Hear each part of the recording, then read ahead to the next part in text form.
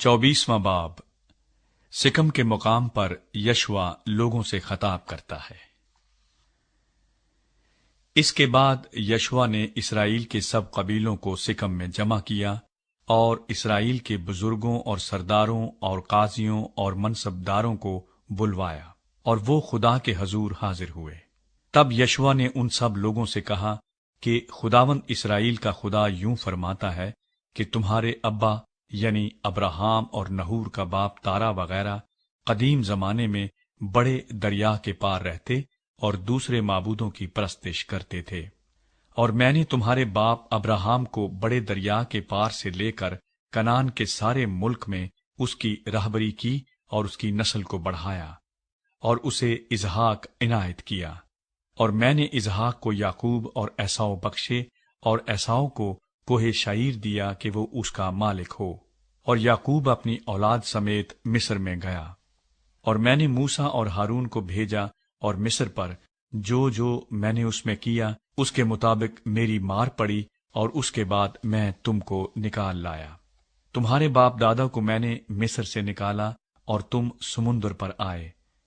तब मिस्रियों ने रथों और सवारों को लेकर बहरे कुलजम तक तुम्हारे बाप दादा का पीछा किया, और जब उन्होंने खुदावन से फरियाद की तो उसने तुम्हारे और मिस्रियों के दरमियान अंधेरा कर दिया और समुद्र को उन पर चढ़ा लाया और उनको छुपा दिया।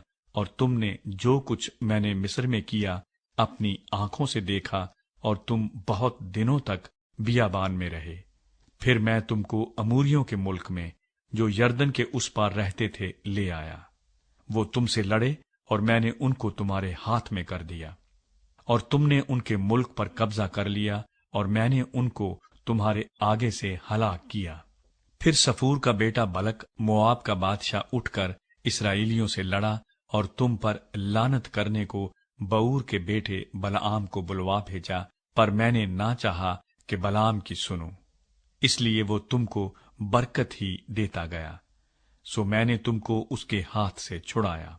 फिर तुम यर्दन पार होकर यरीहू को आए, और यरीहू के लोग यानी अमूरी और फरज्जी और कनानी और हित्ती और जिरजासी और हव्वी और यबूसी तुमसे लड़े, और मैंने उनको तुम्हारे हाथ में कर दिया।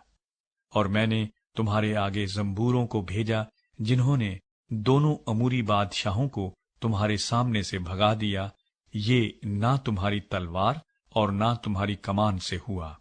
और मैंने तुमको वो मुल्क जिस पर तुमने मेहनत न की और वो शहर जिनको तुमने बनाया न था इनायत किए, और तुम उनमें बसे हो। और तुम ऐसे ताकिस्तानों और जैतून के बागों का फल खाते हो जिनको तुमने नहीं लगाया। बस अब तुम खुदावंद का खौफ रखो और नेक नियति और सदाकत से उसकी परस्तिश करो, और उन देवताओं को दूर कर दो जिनकी परस्तिश तुम्हारे बाप दादा बड़े दरिया के पार और मिस्र में करते थे, और खुदावंद की परस्तिश करो। और अगर खुदावंद की परस्तिश तुमको बुरी मालूम होती हो तो आज ही तुम उसे जिसकी परस्तिश करोगे चुन लो, खा वो वही देवता हों जिनकी परस्तिश तुम्हारे बाप दादा बड़े दरिया के उस पार करते थे, या अमूरियों के देवता हों जिनके मुल्क में तुम बसे हो। अब रही मेरी और मेरे घराने की बात, सो हम तो खुदावंद की परस्तिश करेंगे।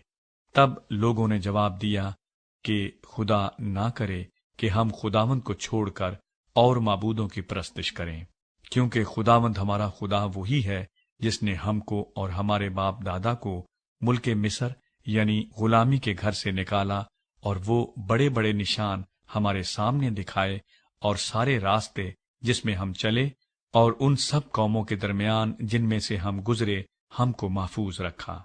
और खुदावंद ने सब कौमों यानी अमूरियों को जो इस मुल्क में बसते थे हमारे सामने से निकाल दिया। सो हम भी खुदावंद की परस्तिश करेंगे, क्योंकि वो हमारा खुदा है। यशवा ने लोगों से कहा, तुम खुदावंद की परस्तिश नहीं कर सकते, क्योंकि वो पाक खुदा है, वो गयूर खुदा है, वो तुम्हारी खताएं और तुम्हारे गुनाह नहीं बख्शेगा।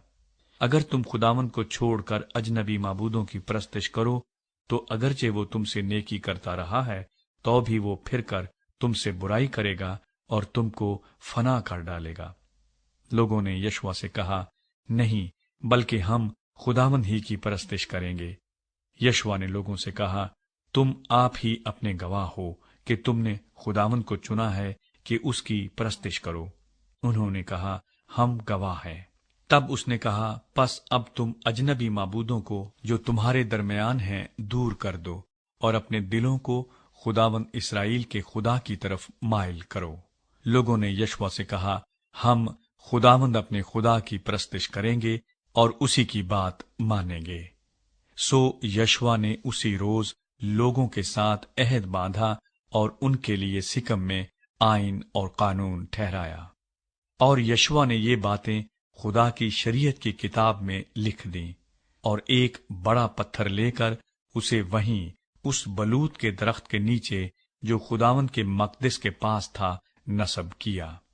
और यशवा ने सब लोगों से कहा कि देखो, ये पत्थर हमारा गवाह रहे, क्योंकि उसने खुदावंद की सब बातें जो उसने हमसे कहीं सुनी हैं। इसलिए यही तुम पर गवाह रहे, ता ना हो कि तुम अपने खुदा का इनकार कर जाओ। फिर यशवा ने लोगों को उनकी अपनी अपनी मीरास की तरफ रुखसत कर दिया। यशवा और अलीअज़र की वफात। और इन बातों के बाद यूं हुआ कि नून का बेटा यशवा खुदावंद का बंदा 110 बरस का होकर रहलत कर गया, और उन्होंने उसी की मीरास की हद पर तिम्नत सिरा में, जो इफ्राइम के कोहस्तानी मुल्क में कोहे हाबस के शुमाल की तरफ को है, उसे दफन किया। और इस्राएली खुदावंद की परस्तिश यशवा के जीते जी और उन बुजुर्गों के जीते जी करते रहे जो यशवा के बाद जिंदा रहे, और खुदावंद के सब कामों से जो उसने इस्राएलियों के लिए किए वाकिफ थे।